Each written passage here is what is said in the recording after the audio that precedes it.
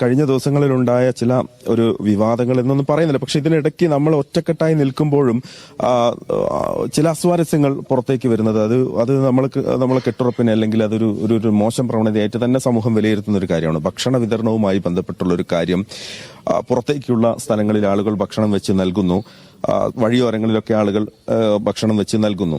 അത് തടയാൻ ഏതെങ്കിലും തരത്തിൽ നമ്മൾ സർക്കാർ നിർദ്ദേശം നൽകിയിരുന്നു? അതല്ലെങ്കിൽ ഉദ്യോഗസ്ഥർ അവരുടെ സ്വന്തം നിലയ്ക്ക് തന്നെ അങ്ങനെ ഒരു തീരുമാനം എടുത്തതാണ്? സർക്കാർ ഒരു കാരണവശാലും അങ്ങനെ നിർദ്ദേശം നൽകിയിട്ടില്ല. പക്ഷെ മാധ്യമങ്ങൾ നടത്തിയ ഒരു ചെറുതെങ്കിലും, എല്ലാവരും മീഡിയ എന്ന് ഞാൻ പറയുന്നില്ല, എല്ലാവരും നടത്തിയ ഒരു ശ്രമങ്ങൾ വളരെ പോസിറ്റീവായി അവരവരുടെ നടത്തിയ റിപ്പോർട്ടുകളെ ഒന്ന് റീകാസ്റ്റ് ചെയ്യണം. കാരണം എന്ന് വെച്ചാൽ, ഒന്നാമത്തെ കാര്യം ഞാൻ പറയാം, ഇന്ന് ഞാൻ രാവിലെ 5:30 മണിക്ക് തന്നെ പോയി അന്വേഷിച്ച് തിരിച്ചു വന്നയാളാണ്.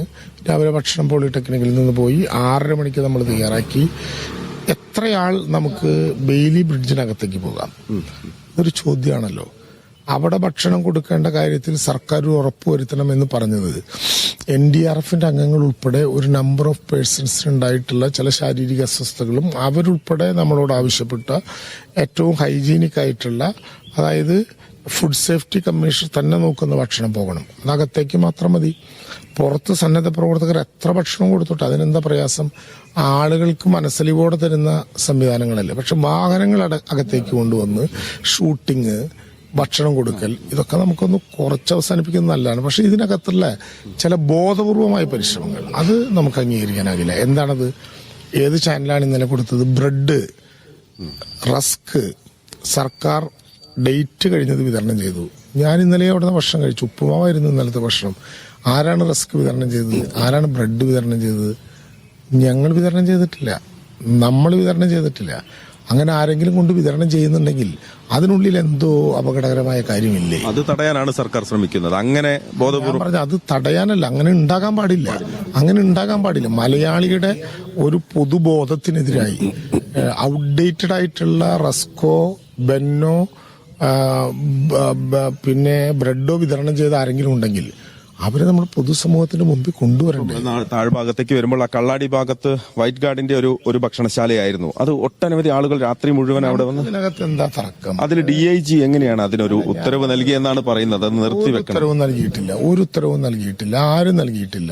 അവിടെ ഏതെങ്കിലും വിധത്തിലൊരു പ്രയാസം ഉണ്ടായെങ്കിൽ ഞങ്ങളുമായിട്ട് ആലോചിക്കാൻ ഞങ്ങളിവിടെ ഉപസമിതി അംഗങ്ങൾ നിൽക്കുന്നുണ്ടല്ലോ. എന്തിനാണ് അതിലൊരു പ്രശ്നം പുറത്തേക്ക് കൊണ്ടുവരുന്നത്? ഇന്ത്യക്ക് പുറത്തു പോലും ആളുകൾ വിളിച്ച് കേരളത്തിൽ നടത്തുന്ന ഇത്ര വലിയൊരു സന്നദ്ധ പ്രവർത്തനത്തിൽ ഒരു ഭക്ഷണമാണോ പ്രശ്നം? എത്ര ദിവസം കഴുത്തോടെ വെള്ളത്തിൽ 2018 മലയാളി മുങ്ങിക്കിടന്നിട്ടുണ്ട്.